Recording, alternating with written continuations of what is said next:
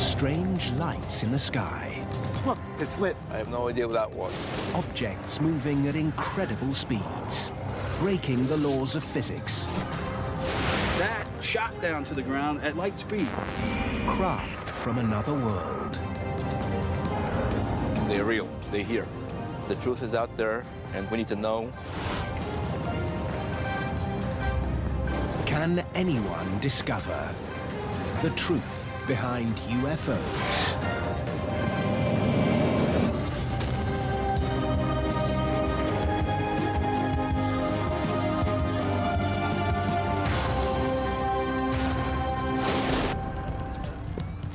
January, 8 p.m., Winsted, Connecticut. What the hell is that thing? Shoppers in a downtown mall spot something in the evening sky. It's moving. You got it, Pat? The event, like so many nowadays, is recorded on mobile phones. Unbelievable. It's posted onto an internet video sharing site. It's the latest example of an unidentified flying object, a phenomenon that seems to defy explanation. I don't know what it is. Or does it? UFO sightings like this one are reported in their thousands every year, and not just in America. They happen all over the world. No airports around here. It's unexplained. From Rio, London, Paris, and New York, UFOs are a global phenomenon, a global mystery. For the past 60 years, Whoa, I'm getting a series of lights right there. I got it. wherever and whenever unidentified flying objects have been spotted in the sky, they've hit the headlines. Right now, the biggest thing on YouTube is the Israeli UFO, which was UFO on top of a sacred temple. Is that UFO? Holy. And you can see it sitting on top of it, and then it just shut off at light speed. I looked at a video many times. I think it's real.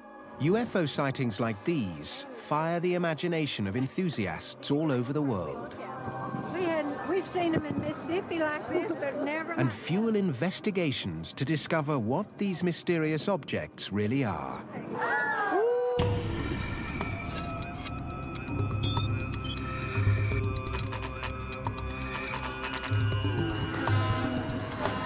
In Rachel, Nevada, a small group of men and women who hunt down the clues to help identify strange objects in the sky are gathering. Leader of the pack is Alex Podovich. We actually hunt UFOs. We have regular meetings that we go out in the field, and we set up our equipment and cameras, whatever we have, and we watch the skies. And sometimes you do see very strange things in the sky. Unusual objects in the sky like this are what these guys spend hours analyzing. A UFO is something that you cannot identify. It could be our own, or it could be alien. It's just an object in the sky that you can't tell for sure what it is. You know, a lot of people associate it with the alien craft, but it's not true. It could be anything in the sky. That's what the term means. It's just a phenomena that does not go away. It's kind of like a snowball, and it just gets bigger and bigger. And it's very enjoyable. Pat Travis knows all about UFOs. She's the owner of the Little Ailey Inn in the Nevada desert, the unofficial capital of ufology.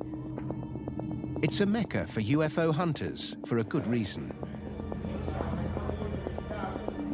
There has been a lot of sightings of craft, of phenomena that no one can explain. There's been craft that have done maneuvers so fast that it's unbelievable.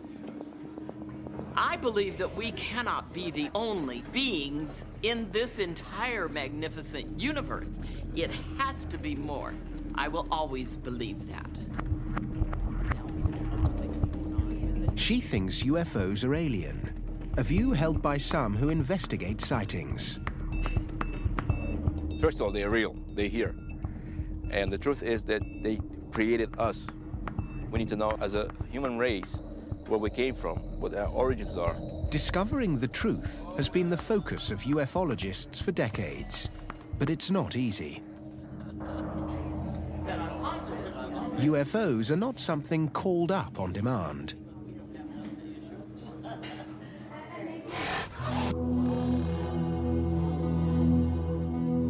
The holy grail for UFO hunters is finding a real flying saucer, or a ship, I should say, taking pictures of it, touching it, or getting a physical alien that you can shake hands with and take pictures. Today, Alex and his crew are taking a trip down Nevada's extraterrestrial highway to try to find a UFO.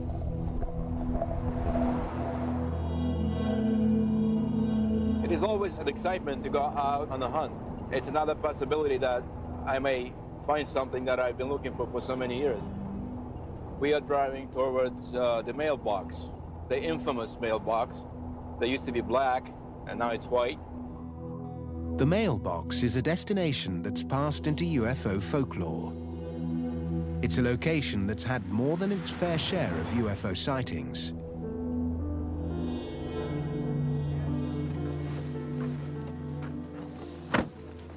This is the famous mailbox, the white mailbox. And these are the UFO hunters. They'll be with us here tonight. Hopefully we'll find something up in the sky. You guys need any help? This UFO hunt is a challenge that's brought the group in plain sight of the security forces that monitor movement around one of the most secretive places on Earth.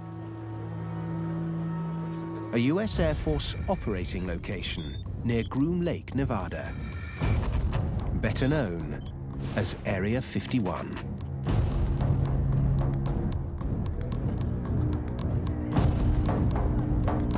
I can see a tower up on the hill, up on the mountain, and it's probably a radar out there also. Behind that ridge is the installation, and about 9 miles south of it is S4. That's where supposedly all the alien craft is being flown. It's right there. We're probably being watched right now from that tower. They know we're here, and they may show up late at night to see what we're taping. They usually do that if they see people with cameras. They'll come out and investigate what's going on. According to ufologists, this is the place where the government keeps its flying saucers. Physical proof that alien craft are real and they're here on Earth.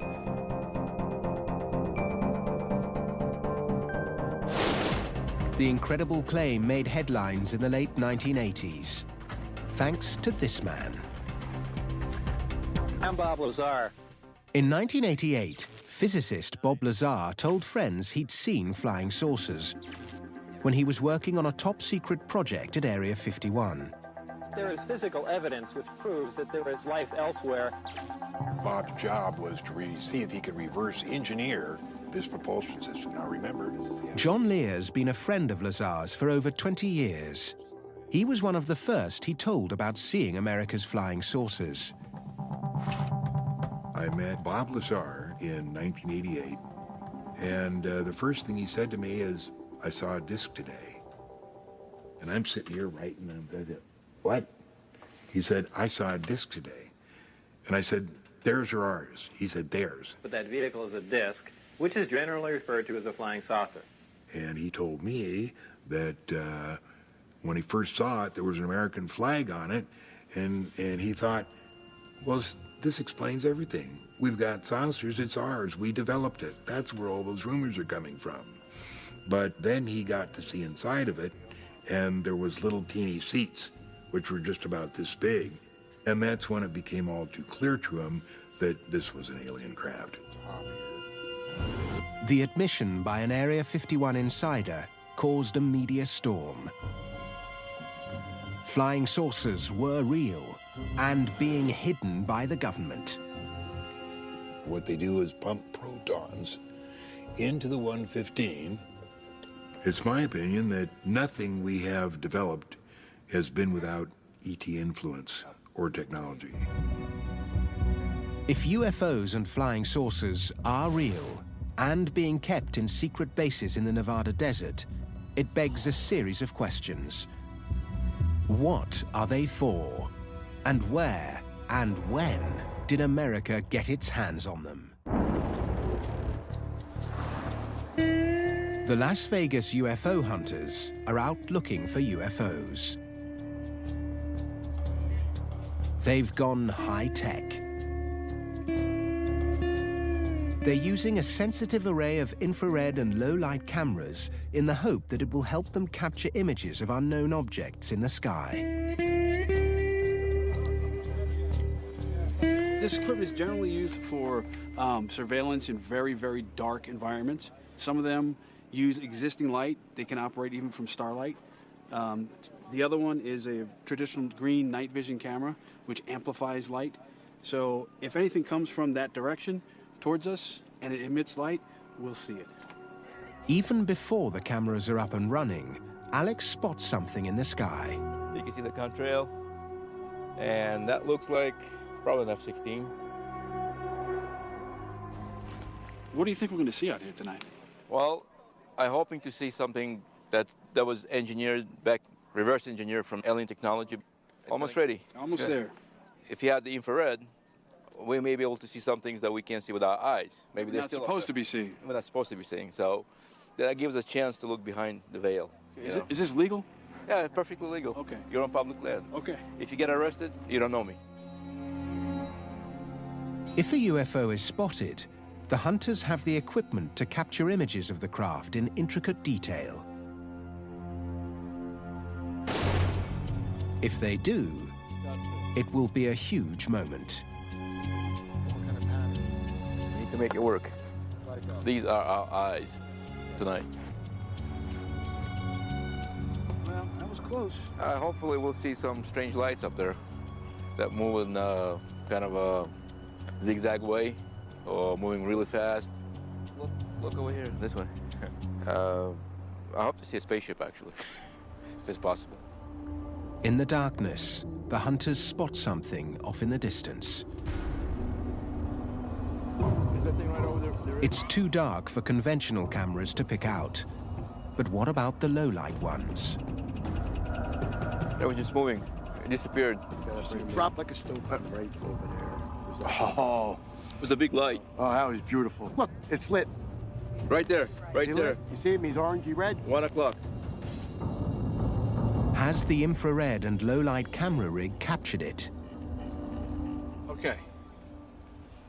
Now this just happened. Right above the 2, you'll see on our third camera, a light comes up. And then right here is another one. And they both stay up for just about the same amount of time and then disappear. Not moving, they were stationary, and they were there, and then they were gone. And that was not a pixel on the screen, that was not a malfunction. They've spotted something, but they don't know what it is. They hope it could be a flying saucer they believe America keeps hidden away in the desert. It's a notion that's deeply established within UFO circles. A theory that began with the greatest and most controversial flying saucer incident of them all. July the 8th, 1947. The place, Roswell. Debris is discovered on a cattle ranch in New Mexico. But it isn't just any old stuff. Eyewitnesses say the wreckage consists of foil that returns to its shape after being crumpled up, and weird, alien-looking writing on beam members.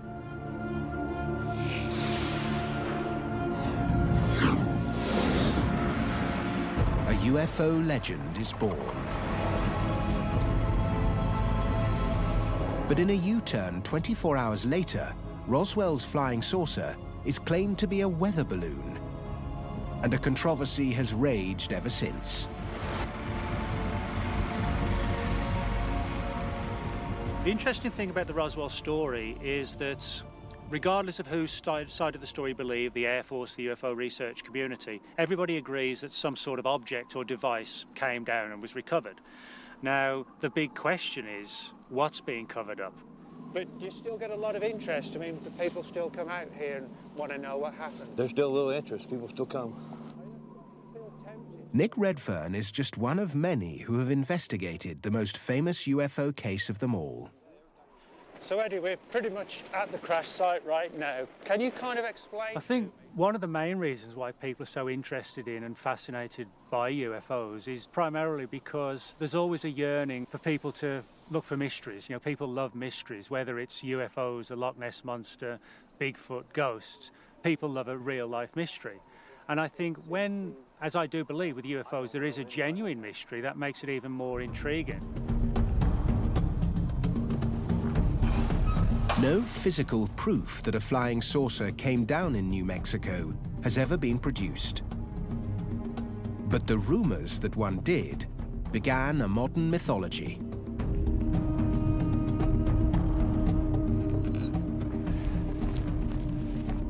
So, Eddie, this is really where all the evidence was brought. What happened was that when flying saucer sightings began in '47, it was something totally new. Never been seen before, so people were fascinated by it. The Roswell UFO incident set the scene for an incredible explosion in sightings across America. Over the next 50 years, UFOs grew into a global phenomenon. And now, the reason why is about to emerge.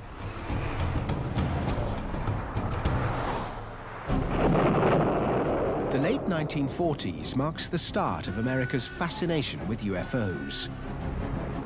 An obsession that coincided with its Cold War with the Soviet Union.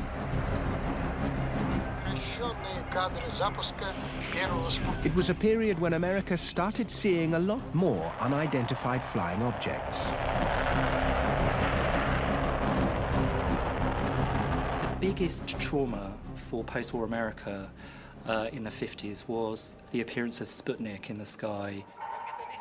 Once you get a space race starting, you begin to get this huge rash of UFO technologies being sighted. The atomic age and the space race fed an increasingly popular sci-fi genre. And soon America was awash with B-movies featuring UFOs and invaders from outer space. With films like Earth versus the Flying Saucers or The Day the Earth Stood Still, you begin to get an absolutely clear interrelationship between the kind of sightings that you get in the real world and the B-movie flying saucers of the 1950s. In the 50s, this popular culture became reality. UFO sightings were on the rise. And the US military refused to acknowledge that they were responsible.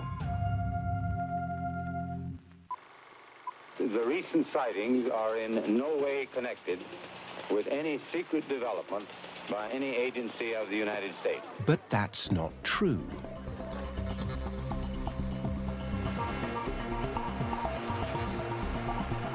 Back in the 1950s, the Air Force, there's no doubt, was working on projects to try and build circular-shaped aircraft. One of these was known as the Avro car. You know, it looked pretty cool, like this silver, shiny flying saucer. At the height of the Cold War, both the Soviets and Americans were building experimental machines they hoped could win global supremacy. America's Avro car was one such experiment. It's a very sexy-looking machine with a bubble dome. Never went higher than a couple feet off the ground, despite having about 3,000 horsepower. The Avro car inspired Paul Moller, an engineer, to build his own version of a flying saucer.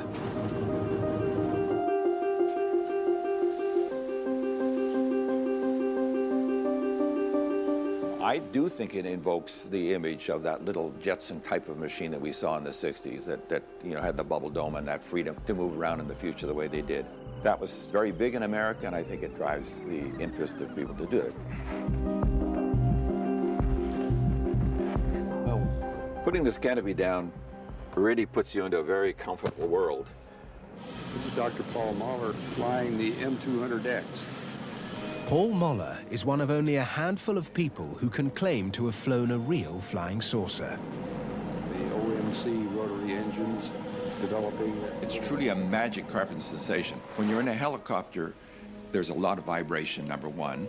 And number two, you have the sense you're being lifted from above. This machine here is absolutely no vibration. The rotary engine is like a sewing machine engine. The power comes from below you, and it's a totally different sensation, not supported by anything that you sense. It's really amazing. It's absolutely magic carpet in the sensation. But in a time before widespread use of computer-assisted stabilization, these cumbersome craft carried considerable risk. Start up. The problem on Earth is the aerodynamics. The air flowing around the vehicle generates a lift configuration, which is destabilizing. Now, you can put a big tail on it, of course, and that'll make it aerodynamically stable, but what is that's kind of a funny machine, round machine with a big fat tail. That doesn't make sense. So, artificial stabilization. When you're not dealing with the atmosphere, when you're outside of the atmosphere, of course, round is the perfect shape. Structurally, it does everything you want. It has all the right things. We just got to get rid of the atmosphere. From an engineering point of view, America's attempts to build a fully operational flying saucer in the 1950s and 60s failed. The project's success was in its propaganda value. America's UFOs were a weapon of sorts. I think one of the bigger issues relative to UFOs is the realization on the part of the military that, hey, you know, this is a phenomenon we can actually use to our advantage. If you imagine at the height of the Cold War, you subtly release information to the Kremlin that, hey, we've got a crash flying saucer, and we've actually begun to understand how and why it flies. That could actually spook the enemy. America's UFOs were propaganda tools. Never a serious military threat, their primary purpose was to mislead foreign intelligence. It acts as a good cover.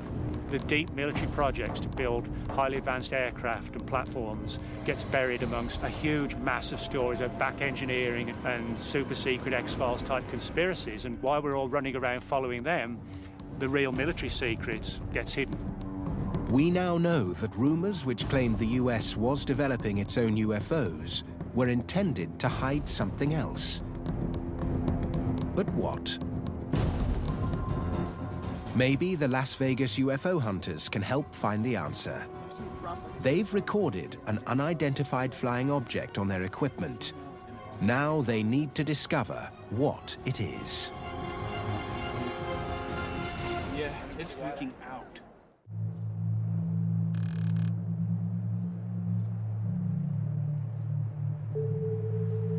Peter Merlin knows a lot about what goes on in the sky over the desert. He says that evidence of UFOs in the sky can often be found on the ground.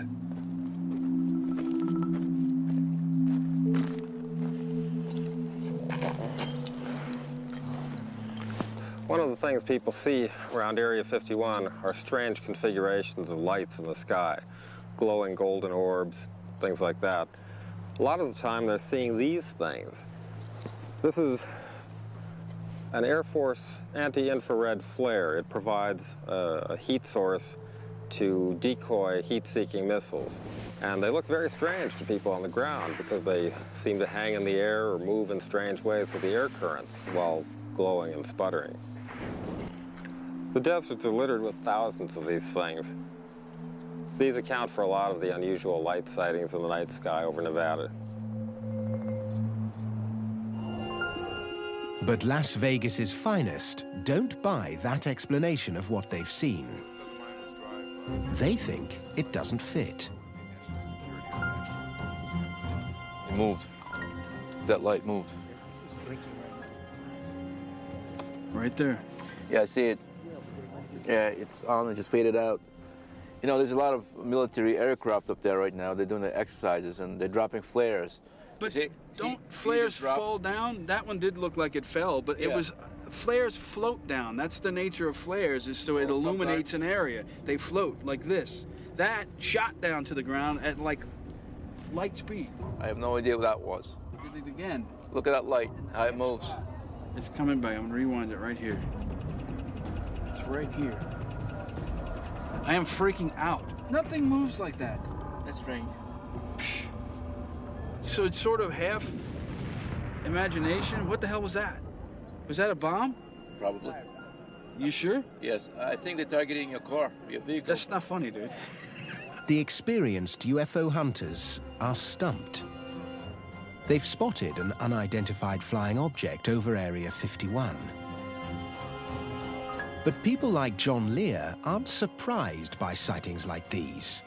They maintain there's a simple explanation.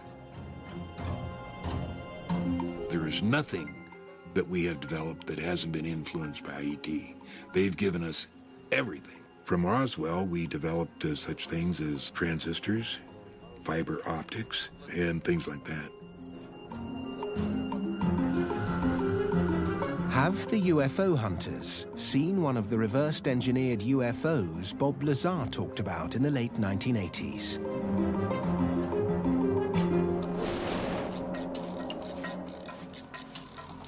In the Spring Mountains, 65 kilometers west of Vegas, Peter Merlin's on a mission to find out. We're looking for the remains of a top-secret project capable of flying at speeds of over 2,000 miles per hour and up to 90,000 feet altitude. It was a CIA project tested at Area 51.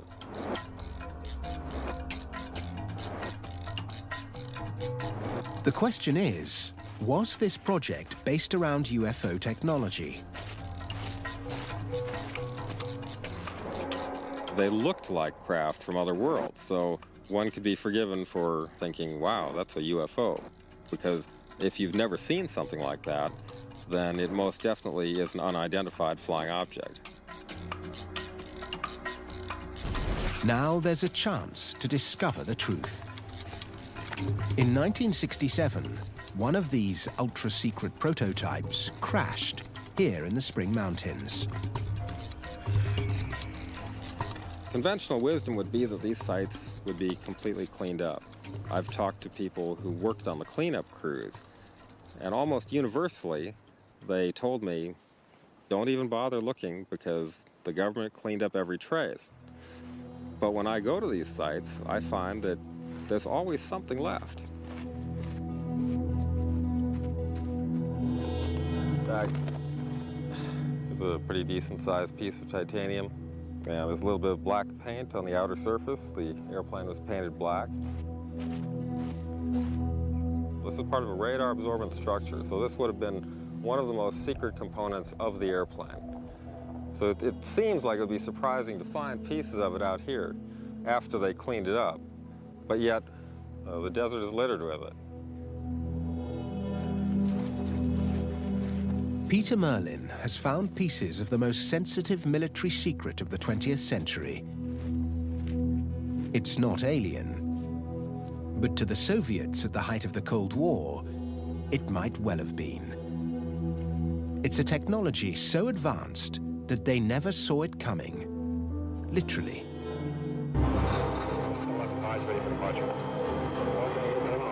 America's stealth aircraft, introduced in the 1980s, changed the rules of aerial warfare. Exotic in looks and performance, these ultra-modern aircraft caused a flood of UFO reports over the Nevada desert. But stealth aircraft can't possibly be responsible for all UFO sightings worldwide. What strange craft triggered the others? Now, with modern technology, it may be possible to figure out what they are and where they come from. In today's world of high-tech gadgetry, machines that perform the simplest of functions can often be mistaken for UFOs. This is an aerobot. It's been designed by Paul Moller, the man who built and flew the M200X flying saucer. Well, the aerobot I'm flying here is a vehicle that was designed for bridge inspection. It's a serious problem. How do you get up and inspect bridges or not risking somebody's life in the process of identifying cracks in the bridges? The US Air Force has used these experimental machines for aerial surveying tasks. It's an unfamiliar technology. These are exactly the types of objects that draw public attention and could be mistaken for UFOs.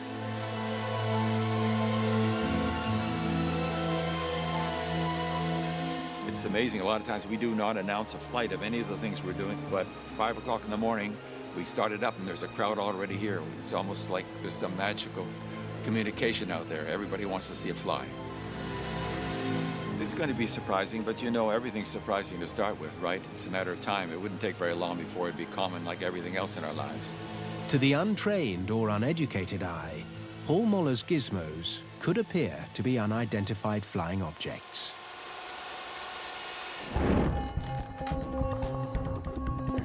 But figuring out what it is that people really see in the sky when they report a UFO is the job of this man. Mark D'Antonio is a chief analyst with Mutual UFO Network, an organization which investigates unexplained sightings.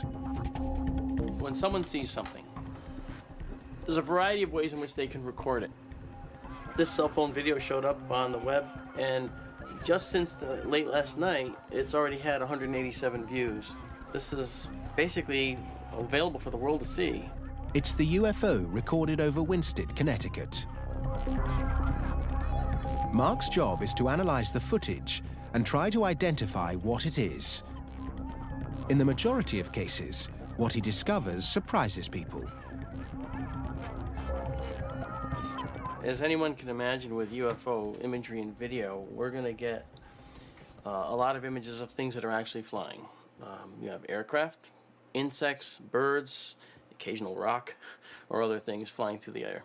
And we see a lot of those photos. You know, we'll see frisbees photographed at odd angles. I mean, things like that. For example, take a look at this one. On his database, he's got hundreds of examples of typical UFO shots. Somebody took a picture of an aircraft. But it's a known object. Obviously, it's an aircraft, and that's not a problem. But you see this shape in here. You see this streak right here, and then you see two appendages. One set here, one set there. Okay, this is classic because this is a very out-of-focus object very close to the camera. This is an insect.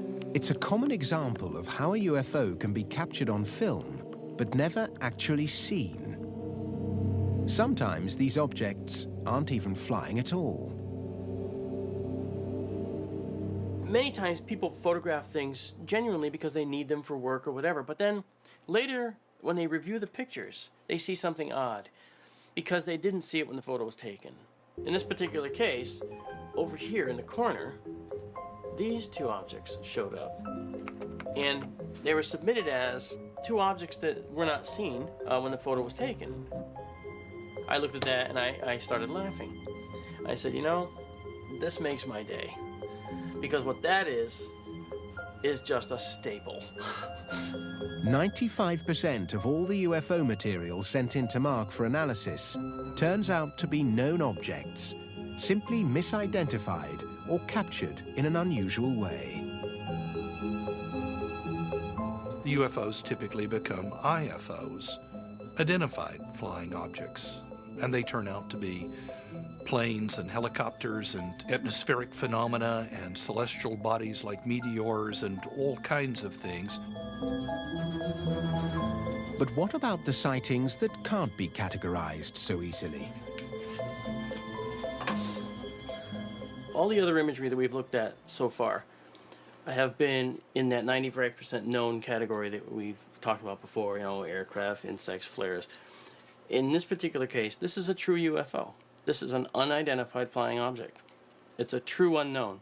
It's one of those that has been subjected to all the analysis already by far more than just me. True unknown. Most of what we're talking about is some very small percent of unidentifieds. It's this small residue that everybody is really fighting over.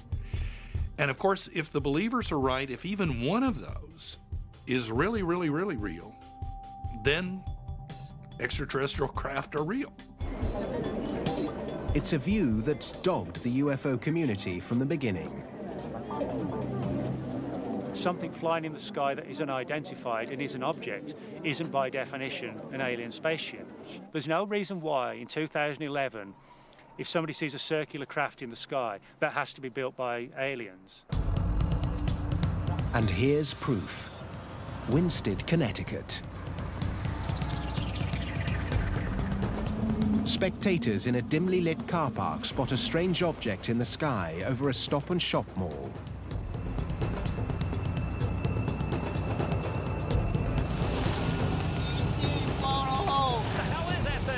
It creates a stir. The sighting is recorded on camera phones and is posted up on the internet within hours.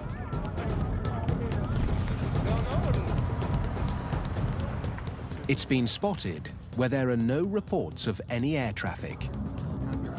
There are no blimps or advertising craft in the vicinity. To all present, it's an unidentified flying object. Unbelievable.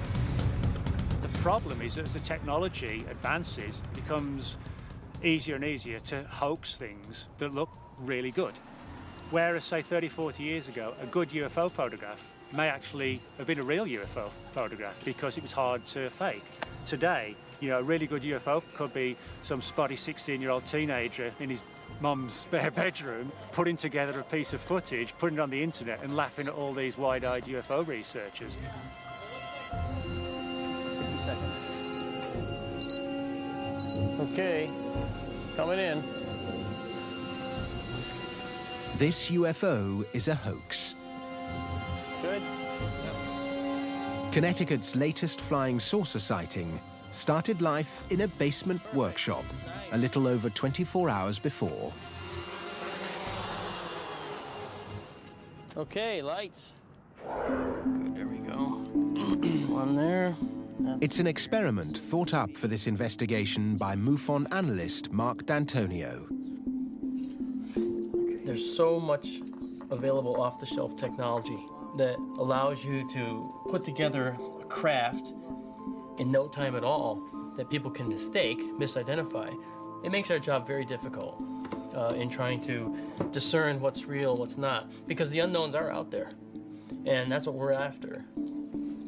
But this isn't a case of the gamekeeper turning poacher. Mark D'Antonio is on a mission. It's this guy. I think it's really critical that people understand what types of things they are seeing in the sky, whether it's a meteor or it's a four-bladed quadcopter with lights. There's thousands of these out there now, thousands. We have to show people what these are because too many people are reporting these and then think they've had a life-changing event, when in fact they were looking at someone fooling them. We want to raise that public awareness. That's very important, and we want to expose the hoaxers for who they are and show with this how that works. It's pretty neat. All right, here we go. Okay. The Winstead UFO sighting has been explained. It's one of the 95% that are. But what about the 5% that remain unidentified? Doug Wilson is at the sharp end of UFO sightings. He's a field operative for MUFON. With 30 years of experience as an investigator, I can usually tell within a few minutes of an interview what the chances are that I'm looking at a planet, an aircraft, or what have you, regardless of how adamant the witness might say this was not an airplane. Do we have a case where you can honestly say I've exhausted everything and yet I don't know what it was? It happens. In such cases, Doug knows why a lot of people instinctively make the link to outer space. I think people do feel the need to have an explanation for everything. We've got Star Wars, Star Trek, any number of science fiction that people look at and they think automatically outside of the Earth. And so if you don't give them an answer, they will come up with one on their own, and frequently it is extraterrestrial. Blockbuster movies and hit TV shows may have kept our appetite for UFOs alive, but it's been the lack of disclosure and sightings that defy explanation that really fuel our search for answers. An incident 60 years ago gave a town in New Mexico a marketing dream and gave birth to an industry that cashes in on man's fascination for the unknown. But the truth is, the facts behind the Roswell incident have been released. I think the best explanation for the entire Roswell incident was it was a physics experiment that got lost, and that led to some unintended consequences. Today, the official explanation for Roswell is the crash of a top-secret listening device codenamed Project Mogul. These balloon trains were huge assemblies. We've got a picture of one right here. It was 600 feet tall. It was about half the height of the Eiffel Tower. Unlike those who maintain a flying saucer crashed, physicist David Thomas has evidence that supports the official version of events. This is a small replica of the I-beam that was found in the Roswell debris. These strange markings are the key to unlocking the UFO mystery. It's not alien writing, as some believe. It's something much more down to earth. And crucially, it links it to Project Mogul. They were made for the Army Signal Corps by a toy company in Manhattan called Merrick Manufacturing. And the reflectors were a little flimsy, and when the Army Air Force said, can you make them stronger, they applied some tape they had sitting around the toy factory, and this tape had these strange, colorful, sort of hieroglyphic symbols that could have been interpreted as alien writing. It's exactly the same design described by eyewitnesses. But instead of being alien writing, the truth is, it's toy wrapping tape. Despite the evidence, it isn't enough for some people. 60 years of speculation can't be swept away so easily. No one's going to hide a weather balloon coming down. There's no point. And even a Mogul balloon, there are examples of Mogul balloons coming down elsewhere in the US in the summer of '47. They weren't subject to stringent security like the Roswell event was. So I think for me that rules out a Mogul balloon. The real truth behind the most famous UFO of all time may never be universally accepted.